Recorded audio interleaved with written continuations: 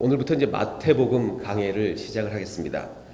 여러분 다 잘 아시겠지만 제가 한 달 동안 안식월로 한국에 다녀오게 되었습니다. 말은 안식월이었지만 사실 별로 안식은 하지 못했고 계속 설교하고 신방하고 이러느라고 오니까 살이 다 빠졌다고 여러분들 많이 말씀을 해주시는데 이렇게 조금 힘들게 지냈습니다. 오늘부터 이제 마태복음 말씀을 함께 여러분과 나누고 싶은데요. 우리가 잘 아는 대로 마태복음의 시작은 낳고로 시작을 합니다. 그래서 우리가 성경책을 이렇게 처음에 탁 펴면 재밌는 말씀이 있어가지고 이렇게 좀 집중하고 빠져들게 만들어야 되는데 성경의 맨 처음부터 계속해서 사람 이름만 열거가 되고 읽기가 참 힘들게 되어 있습니다.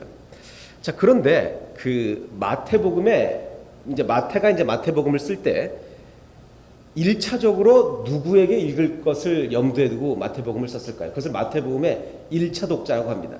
마태복음의 2차 독자는 우리 모두입니다. 모든 크리스찬들, 전 세계 크리스찬이 마태복음의 2차 독자고, 마태가 마태복음을 쓸 때 이것을 누구한테 읽혀야지 라고 하면서 쓴 그 대상이 있습니다. 그 대상을 마태복음의 1차 독자라고 합니다. 마태복음의 1차 독자는 그 당시에 살았던 유대인들입니다. 유대인 크리스찬, 그러니까 이방인 크리스찬이 아니고 유대인들을 염두에 두고 이 마태복음을 썼어요. 그래서 마태복음은 그 다른 어느 복음서보다도 구약 성경을 많이 인용을 합니다. 왜냐하면 구약 성경을 인용해서 말씀을 전해야 유대인들한테 잘 받아들여지지 않겠습니까? 그래서 어떤 성경보다도 구약 성경을 많이 인용을 하고 있습니다. 우리는 2차 독자죠.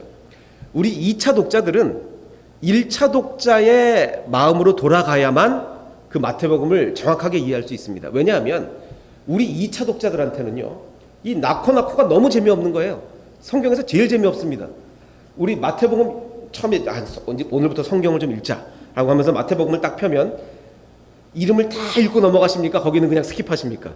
예, 많이 대부분 다 스킵합니다. 1장은 다 스킵하고 2장부터 이렇게 읽는 경우가 많은데 2000년 전에 유대인들도 과연 이것을 스킵하고 넘어갔을까요? 아니면은 완전히 그 족보에 몰입을 했을까요? 어떻게 생각하십니까? 자, 여러분들이 어떤 글을 쓰신다면 맨 처음에 몰입할 수 있는 부분을 쓰겠습니까? 1장도 못 읽고 도망가는 글을 쓰겠습니까? 당연히 몰입하는 글을 쓰겠죠. 유대인들은요, 이 족보에 몰입을 할 수밖에 없어요.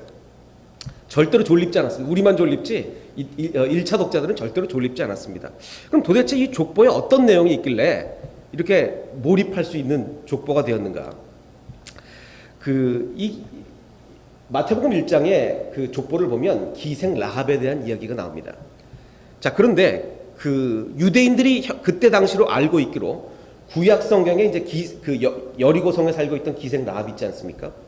기생 라합에 대한 구약 성경의 마지막 기록은 이렇습니다. 마지막 기록은 여호수아 6장 25절을 보면 라합이 오늘날까지 이스라엘 중에 거주하였으니 이는 여호수아가 보낸 사자들을 숨겼음이었더라. 그러니까 라합이 여호수아가 보낸 사자들을 잘 숨겨줬기 때문에 그 축복을 받아서 이스라엘 중에 계속 거하게 되었다라는 것이 구약 성경에 기록된 라합의 마지막 이야기예요. 그 다음에는 이제 라합에 대한 이야기는 구약 성경에 더 이상 등장하지 않습니다. 그 대신 이제 유대인들 사이에는 그 성경에 기록되지 않은 전승들이 있어요. 랍비들이 그 후배 랍비에게 전해주는 그런 랍비들의 전승이 있는데, 랍비들의 전승은 좀 그 라합에 대한 이야기가 있긴 합니다.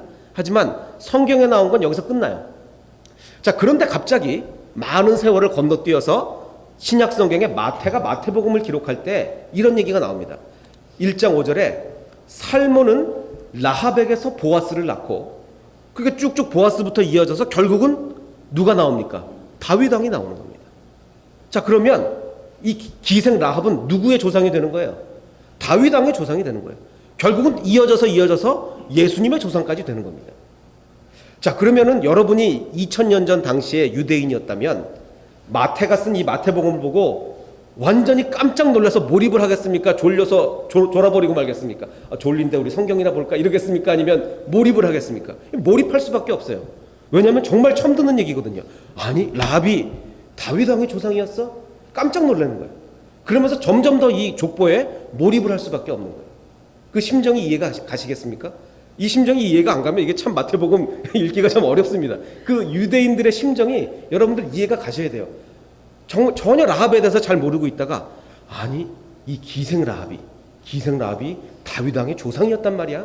이러면서 이제 완전히 마태복음에 빠져들게 되는 거예요. 자, 결국 이 라합은 예수님의 족보에까지 오른 사람이 되었는데, 이 라합의 일생을 보면 그 어떤 사람들 보면 일생이요 아주 순탄하게 뭐든지 척척 잘 풀리는 사람들이 있습니다. 저 사람 왜 이렇게 일이 잘 풀리지? 근데 어떤 사람들 보면요 일이 그렇게 계속 꼬여요. 꼬입니다. 여러분들은 스스로를 자신을 평가하실 때 일이 잘 풀리는 사람으로 평가를 하십니까? 꼬이는 사람으로 평가를 하십니까? 물어보면요 한 80%는 다 자기는 꼬인다 그래요. 다른 사람은 잘 풀린다 그러고 나는 왜 이렇게 일이 꼬이는지 모르겠다. 대부분 다 자기는 일이 꼬인답니다. 제가 이번에 이제 한국을 다녀오면서 굉장히 싼 비행기표를 구했습니다. 엄청나게 싼 비행기표를 구하는 대신 이렇게 좀 몸은 좀 고생을 했어요. 근데 이제 처음에는 굉장히 만족을 했습니다. 왜냐면 가격이 워낙 만족스럽기 때문에 처음에 이제 어떻게 하냐면 제가 여기서 차를 몰고 시애틀까지 3시간 동안 운전을 해서 가서 거기 차를 아주 싼 주차장에 맡겨놓고 셔틀버스를 타고 비행장에 가서 거기서 샌프란시스코에 간 다음에 거기서 비행기를 갈아타고 서울까지 가는 아주 이제 복잡한 여정이지만 굉장히 가격이 만족스러웠기 때문에 처음엔 아주 흐뭇해했습니다. 이제 돌아오는 길인데 비행기를 탔어요. 비행기를 탔는데 다른 사람 자리는 다 괜찮은데 제 의자가 이렇게 뒤로 반밖에 안 눕는 거예요. 다른 사람 이렇게 제대로 다 눕는데 그래서 이제 뭐 그 스튜어디스한테 이렇게 얘기해봐도 이렇게 잘 안 돼요. 근데 11시간 가까이 이제 비행기를 타는데 그 다른 사람은 다 넘는데 제가 반밖에 안 넘는데 한번 생각해 보십시오. 이게 한두 시간까지는 괜찮았어요. 근데 그 다음부터는요 굉장히 불편하더라고요. 한 10시간을 넘게 그러고 있으면 너무너무 이게 굉장히 작은 차인데 조금 더 눕고 덜 눕고의 차인데 너무너무 불편하더라고요. 그래서 굉장히 힘들게 이제 샌프란시스코까지 왔어요. 그래서 이제 그 다음에 이제 시애틀을 갈아타는 이제 비행기를 갈아타야 되는데 일단 짐을 다 찾아서 세관 통과하고 이제 짐을 다 맡겼습니다. 다시 이제 짐을 다 맡겨놓고 이제 시애틀 공항에 내렸습니다. 시애틀 공항에 내렸는데 문제는 짐이 4개가 없어졌어요. 짐이 4개가 없어졌어요. 자, 그래서 이제 막 또 따졌습니다. 막 따졌는데 어디가 있는지 모르겠대요. 그 짐이 4개가. 근데 뭐 운이 좋으면 그 다음 비행기로 그 짐이 올 수가 있대요. 그래서 그 다음 비행기까지 또 기다렸습니다. 기다렸더니 4개 중에 2개가 왔어요. 나머지 2개는 또 어디 있는지 모르겠대요. 근데 혹시 또 그 다음 비행기 또 올 수도 있대요. 그래서 또 그 다음 비행기 기다렸습니다. 결국 공항에서 4시간을 기다린 끝에 그 짐을 다 찾아가지고 집에 도착하니까 그때가 이제 한 새벽 2시쯤 이렇게 됐습니다. 그래서 이렇게 한국 갔다 오면서 이렇게 올 때까지 너무너무 고생을 했어요. 그래서 다음부터는 절대로 싸다고 이렇게 안 가겠다라고 이제 아주 다짐을 했는데 일이 굉장히 꼬였어요. 어떻게 이렇게 올 때 갈 때 다 이렇게 일이 꼬일 수 있는가? 굉장히 일이 꼬이고 또 꼬였습니다. 자, 그러면 이 기생 라합의 삶은 제가 이렇게 한국 갔다 오는 것처럼 꼬이고 꼬이는 삶이었을까? 아니면 잘 풀리는 삶이었을까? 여러분 어떻게 생각하십니까? 자, 라합의 직업은 일단 기생이었습니다. 뭐 말하자면 창녀죠. 우리말로 좀 이렇게 조금 돌려서 보기 좋게 기생이라고 표현을 했는데, 근데 이 라합이 그 2명의 정탐꾼에게 이렇게 얘기하지 않습니까? 이제 그 사람들 살려준 다음에 내가 당신들에게 은혜를 베풀었으니 나의 부모와 형제 자매들 그리고 그들에게 속한 모든 식구를 좀 구해달라라고 이제 요구를 합니다. 근데 이 요구가 그 당시의 기생들로서는 대단히 특별한 요구입니다. 그 이유가 뭔지 아십니까? 왜냐하면 특히 이 팔레스타인 지역은 이 창녀에 대한 기생을 굉장히 무시하는 사회였습니다. 그래서 일단 가족 중에 어느 여자가 기생이다 그러면 모든 가족과 관계가 다 끊어질 수밖에 없어요. 완전히 관계가 끊어질 수밖에 없습니다. 그럼에도 불구하고 이 라합이 우리 가족을 다 살려달라라고 하는 것은 계속 가족과 유대 관계가 있을 뿐만 아니라 나중에 이 가족들이 어떻게 살아납니까? 이스라엘 백성이 와서 7일 동안 빙빙빙빙 돌잖아요. 그러면은 근데 기생 라합은 그게 7일 걸릴지 모르잖아요. 이게 일주일 앞으로 걸리는 건 모릅니다. 그럼 가족들이 다 모여 있는데 그 라합의 집에 모여서 며칠을 지냈다는 겁니까? 7일을 거기서 모여 있었다는 얘기예요. 자, 그러면 이 기생 라합이 가족들에게 신뢰를 얻는 사람이었다는 얘기입니까? 무시당하는 사람이었다는 얘기입니까? 엄청난 신뢰를 얻지 않으면 그 가족을 7일 동안이나 거기 계속 집에 있게 할 수가 없어요. 그럼 가족들은 이 기생 라합을 굉장히 신뢰했다는 얘기입니다. 그럼 바꿔 말하면 뭡니까? 어떻게 보면 기생 라합은 가족들을 먹여 살렸던 것 같아요. 그러니까 생계형 기생이었던 거죠. 생계형 기생. 물론 요즘의 생계형 기생하고 이 2000년 전에 팔레스타인의 생계형 기생하고는 완전히 다릅니다. 왜냐하면 요즘은 여자가 할 일들이 많이 있습니다. 먹고 살기 위해서 반드시 기생이 돼야 되는 건 아니에요. 그런데 2000년 전에 팔레스타인은 여자가 할 수 있는 일이 아무것도 없습니다. 그래서 그 뭐 남편 잃고 뭐 이렇게 된 경우에는 가족을 먹여 살려야 될 여자는 기생 외에는 어떤 다른 선택이 없었을 수도 있어요. 그렇기 때문에 우리가 생각하는 그런 아주 부도덕한 여자가 아니었을 수도 있다는 거죠. 자, 그러니까 이 기생 라합은, 자, 그럼 보십시오. 인생이 잘 풀리는 사람 같았으면 기생이 됐겠습니까? 아니죠. 이 기생 라합은요, 인생이 아마 제가 한국 갔다 오는 것보다도 몇십 배는 더 꼬이고 꼬였을 거예요. 정말 태어나서부터 지금까지 계속 인생이 꼬였을지도 몰라요. 인생이 꼬이는 여자였던 거예요.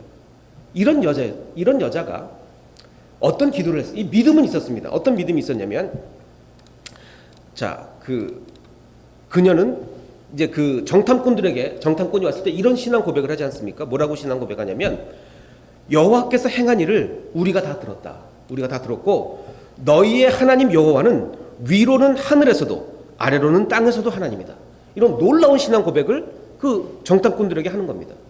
자, 그러면 이렇게 평생 일이 꼬였던 여자가 믿음은 좋습니다. 믿음 좋아요. 그리고 이제 주변에는 다 안 믿는 사람들이에요. 자기 혼자 믿어요. 그럼 어떤 기도를 하시겠습니까? 하나님, 저를 좀 구해주세요. 제가 지금 이 여리고 땅에 있는데 다 지금 이 타락한 땅입니다. 제가 하나님을 믿고 싶습니다. 하나님을 섬기고 싶습니다. 저를 좀 구해 주십시오. 라는 기도를 하지 않았겠습니까? 아마 그 두 정탐꾼은 그 기도 응답으로 라합의 집에 왔을 거예요. 기도를 했을 거예요. 자, 그런데 기도 응답으로 그 두 명의 정탐꾼이 왔는데, 자, 문제는 기도 응답으로 찾아온 이 두 명의 정탐꾼이 과연 어떤 사람들인가라는 것입니다. 이거 제가 여호수아 설교 공부할 때 좀 언급을 했던 건데, 여호수아가 두 사람을 정탐꾼으로 파견을 합니다. 파견을 해서 라합이라는 기생의 집에 그 사람들이 거기 가서 유숙을 하죠. 아마 그 사람들은 아무 생각 없이 들어갔겠지만 분명히 이것은 하나님이 인도하셨을 겁니다. 라합의 기도 응답으로.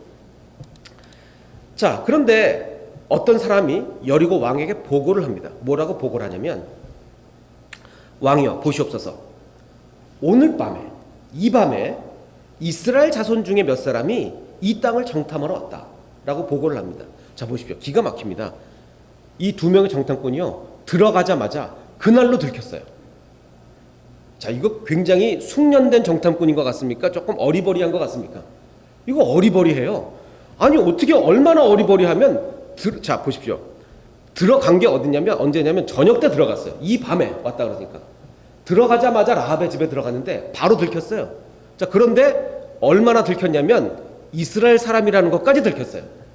아마 라합의 집에 들어가면서 저 방 좀 있습니까? 저희는 이스라엘 정탐꾼이 아닌데요. 뭐 이랬을지도 몰라요. 너무너무 얼마나 어리석었으면 이렇게 들어가자마자 이스라엘 사람인 게 바로 들켜버립니까? 자, 그러자 여리고 왕이 라합에게 사람을 보내서 뭐라고 얘기를 하냐면, 그 사람들을 끌어내라. 그들은 이 땅을 정탐하러 왔다. 자, 그러자 그 여인이 두 사람을 이미 숨겼습니다. 자, 여러분이 이스라엘 이 두 사람은 어떤 사람이냐면요, 이스라엘 전체에서 두 명이 선발된 사람이에요. 자, 이스라엘의 인구가 지금 꽤 많습니다. 꽤 많은 인구 중에 두 사람을 뽑았어요. 그 사람을 정탐꾼으로 보냅니다. 그래서 어디 숨었냐면 한 기생의 집에 숨었어요. 적군이 찾아옵니다.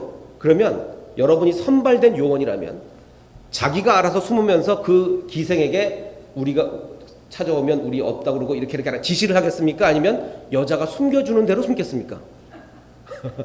자, 근데 이 두 사람은요, 여자가 숨겨주는 대로 숨었어요. 그 여인이 숨겼어요. 자, 그 다음에 어두워서 이제 그 기생이 뭐라고 그랬냐면, 이거 두 명의 정탐꾼이 시킨 게 아니에요. 기생이 얘기하는 거예요. 아, 그 사람들이 오긴 왔었는데 어두워서 성문을 닫을 때쯤 돼서 나갔으니까 빨리 따라가라. 그러면 잡을 수 있을 것 같다. 이 여자가 아주 지혜가 좋습니다. 왜냐하면요, 그냥 없는데 아니면 그냥 갔는데라고 하면은 여러분이 군인이라면 어떻게 했습니까? 당연히 뒤지겠죠. 비켜봐라, 내가 집을 뒤져봐야 되겠다. 자, 그런데요, 사람 심리가 이렇습니다. 방금 나갔는데 빨리 쫓아가. 그럼 잡을 거야. 그러면요, 아무 생각 없이 쫓아가게 되어 있습니다. 아무 생각 없이. 여러분이 홈쇼핑에서 맨날 뭘 사는 이유가 뭐예요? 몇 개 안 남았다 그러거든요. 이거 지금 뭐 10개밖에 안 남았어요. 그러면은 무조건 사게 돼 있어요. 무조건 사게 돼 있어요. 마찬가지로 이 라합도요, 방금 나가서 방금. 그러니까 빨리 쫓아갑니다. 그러면 집을 뒤질 생각을 못하고 쫓아나가게 돼 있습니다. 이 라합이요, 굉장히 지혜로운 여자예요. 굉장히 지혜롭습니다. 자, 그런데 한편 그동안 이 두 명의 정탐꾼은 뭘 하고 있었냐면요, 잠을 자려고 했었어요. 잠을. 이 상황에서 잠이 옵니까? 근데 이 두 명의 정탐꾼은 그들이 눕기 전에 라합이, 그러니까 누우려고 아마 폼을 좀 잡았던 모양이에요. 눕기 전에 라합이 지붕에 올라가서 그들에게 이렇게 얘기를 합니다. 뭐 이렇게 얘기를 하면서 라합이 그들을 창문에서 줄로 매달아서 이렇게 내립니다. 그 라합이 이제 어디 살았냐면 성벽에 성벽에 집이 있었기 때문에 바로 그냥 줄을 내리면 성 밖으로 도망을 갈 수가 있었어요. 자, 이번에도 줄로 달아서 내리는 게 그 두 명의 정탐꾼이 이렇게 하자고 한 겁니까? 라합이 그렇게 한 겁니까? 라합이 그랬어요. 라합이. 자, 그 다음에 또 라합이 그들한테 얘기합니다. 모든 주도권을 지금 누가 가지고 있습니까? 라합이 주도권을 쥐고 있는 거예요. 이 두 명의 정탐꾼은 라합에게 순종하고 있습니다. 순종하고 있어요. 라합이 그들에게 이르되 너희는 산으로 가서 거기서 사흘 동안 숨어 있다가 뒤쫓는 자들이 돌아간 후에 너희의 길을 가라 라고 작전 지시를 해줍니다. 작전 지시를. 그 두 명의 정탐꾼은 아주 순종을 하고 있는 거예요. 자, 그러면 여호수아가 보낸 이 두 명의 정탐꾼의 상태는 이런 최정의 특수부대, 특전사입니까? 아니면 더맨더머입니까? 이 두 명의 정탐꾼은요, 더맨더머예요. 너무 어리숙해. 얼마나 어리숙하냐면 들어가자마자 들켰어요. 그날 밤으로 들킨 다음에 뭐 라합에게도 들켰고 뭐 그 여리고성 사람들에게도 들켰고, 뭐 하여간 뭐 어리숙한 일이 한두 가지가 아니에요. 말하자면 이거죠. 여전사, 이게 라합이 여전사예요.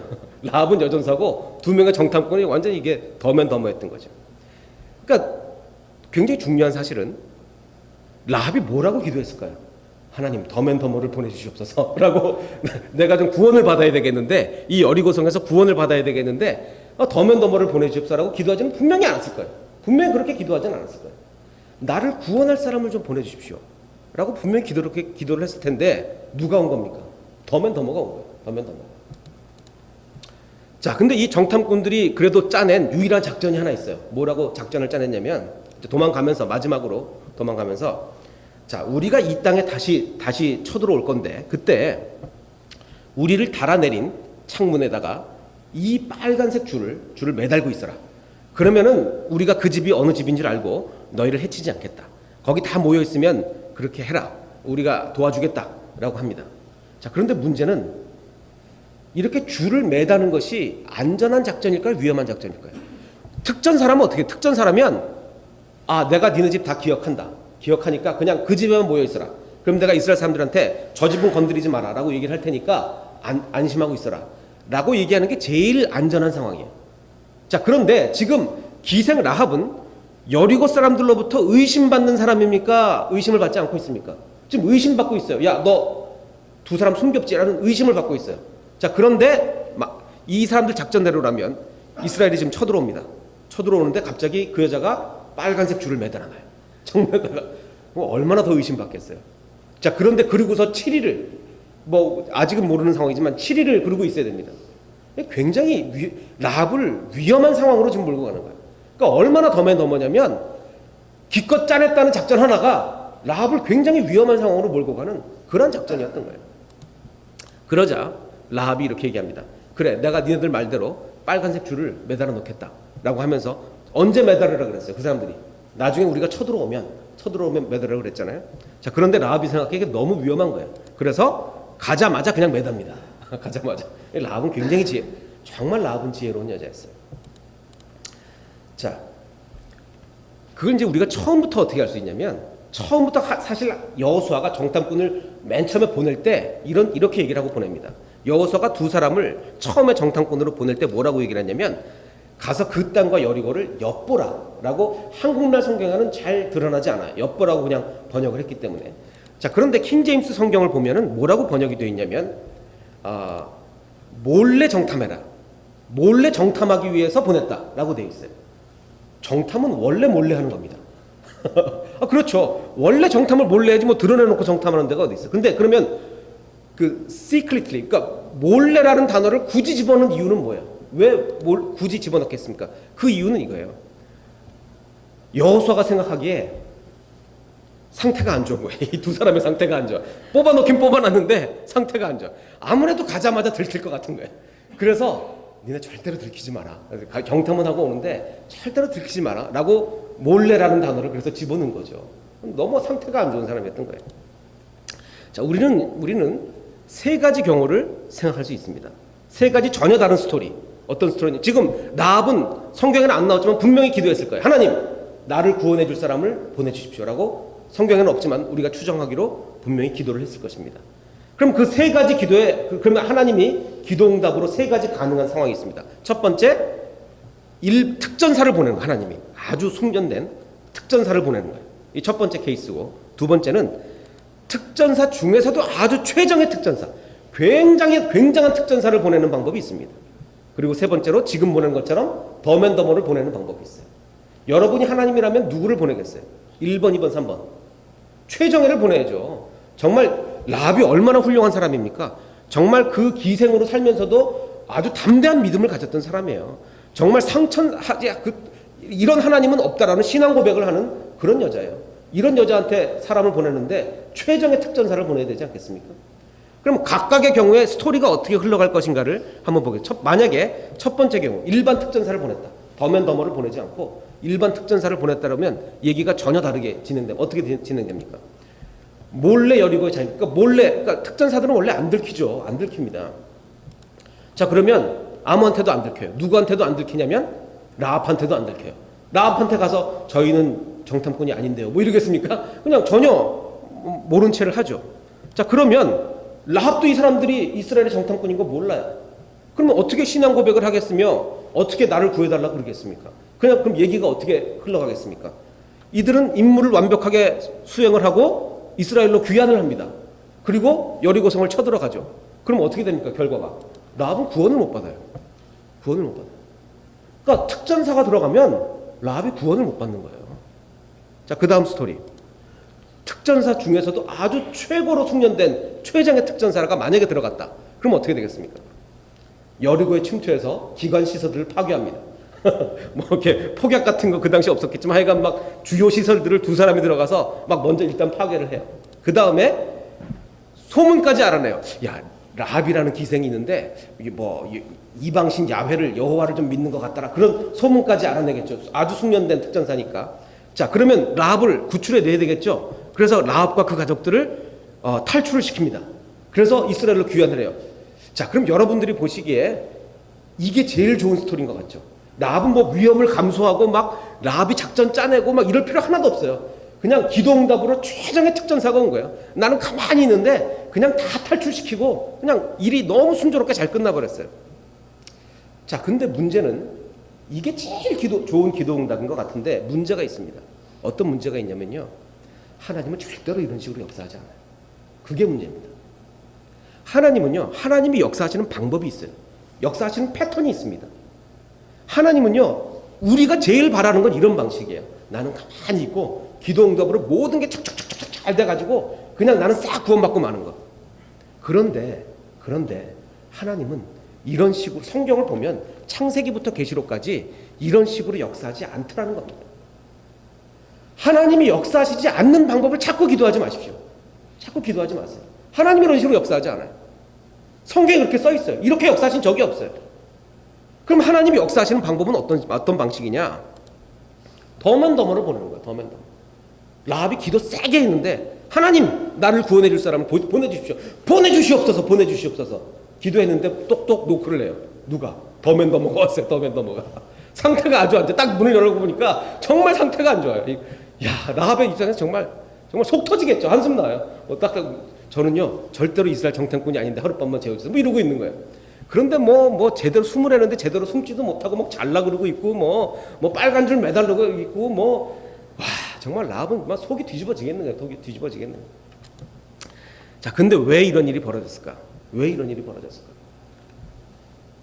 여호수아가 누구냐면 40년 전에 12명의 정탐꾼으로 파견된 적이 있는 사람이 바로 여호수아예요. 그 12명의 정탐꾼 중에 한 명이었어요. 그럼 여호수아는 어떤 경험을 가지고 있습니까? 야, 이스라엘 중에 12명을 최정의 12명을 뽑아서 파견을 했는데 아무리 최정예를 뽑아봤자 10명은 불평하더라. 이제 우리 다 죽었다 그러더라. 자, 그러면 내가 이제 2명을 뽑아야 되겠는데 누구를 뽑을까? 누구 뽑겠습니까? 최정예 특수부대를 뽑겠습니까? 믿음 좋은 사람 뽑겠습니까? 당연히 여호수아는 믿음 좋은 사람 뽑아요. 지금 중요한 거는 최정예 특수부대가 아닙니다. 얼마나 이 사람이 하나님을 신뢰하고 있느냐, 얼마나 이 사람이 가서 강력한 군을 보고 오더라도 하나님이 우리와 함께 하신다면 우리가 그들과 싸워서 승리할 수 있다라고 고백할 것인가, 그것을 지금 보고 뽑는 거예요. 그래서 이미 최정예냐 아니냐는 여호수아의 판단 기준이 아니야. 그래서 상태는 좀 안 좋았지만 믿음을 보고 두 사람을 뽑은 거예요. 자, 그래서 두 사람을 뽑아서 보냈습니다. 그래서 근데 뽑아놓고 하니까 너무 걱정이 되는 거예요. 그래서 뭐라고 하냐면 니네 가서 들키지 마라. 니네 가서 들키지 마라 라고 정말 그런 얘기를 하는 거죠. 자, 그런데 뭐 들어가자마자 들켰어요. 근데 정말 은혜로 누구에까지 들키냐면 라합에게까지 가서 들켰어요. 그래서 라합이 이 사람들이 이스라엘의 정탐꾼인 걸 알게 됐습니다. 그래서 그들에게 신앙 고백을 합니다. 그리고서 그들에게 나를 구해달라고 얘기를 합니다. 이게 은혜가 아니겠습니까? 아까 두 번째 케이스, 나는 가만히 있는데 최정예 특수부대가 와서 모든 걸 척척 알아서 해주는 그런 일은요, 벌어지지 않아요. 그런 일은 벌어지지 않습니다. 우리가 사람 보내달라고 하면 누가 옵니까? 더맨더머가 오는 거예요. 그럼 라합 입장에서는 뭐예요? 일이 또 꼬이네. 내 평생 일이 꼬였는데 어떻게 하나님을 보내서 찾아오는 사람까지 일이 꼬이나. 물론 이렇게까지 생각할 수도 있어요. 근데 결국은요, 하나님은 그 꼬이는 걸 통해서 역사하십니다. 그 꼬이는 일을 통해서 역사하시는 거예요. 라합이 구원을 받지 않습니까? 아까 맨 처음에 말씀드린 것처럼 지금 마태복음 강해를 하고 있습니다. 오늘 뭐 여호수아서를 쭉 봤는데 유대인들이 마태복음의 족보를 탁 읽었을 때 라합이 다윗 왕의 조상이 된 거 모르고 있었어요. 모르고 있다가 마태복음을 처음에 딱 펴서 읽었을 때 그 느낌이 어땠겠습니까? 이 라합이 다윗의 조상이 되었던 거야? 라고 깨닫는 거죠. 이렇게 평생 일이 꼬였던 라합이 결국 다윗의 조상이 되었던 거야? 그런 영광을 얻었던 거야? 라고 족보를 보고 깨닫는 겁니다. 족보를 보고 깨닫는 거예요. 이런 깨달음의 역사가 우리에게도 있기를 원합니다. 이제 마태복음 이제 우리가 1장부터 시작해서 마지막 장까지 갈 겁니다. 매 한 장 한 장 우리가 말씀을 읽을 때마다 이런 깨달음의 역사가 우리에게도 있기를 소망합니다. 로마서 8장 28절 우리가 너무나 잘 아는 말씀 이렇게 기록되고 있죠. 우리가 알거니와 하나님을 사랑하는 자 곧 그 뜻대로 부르심을 입은 자들에게는 모든 것이 합력하여 선을 이루느니라.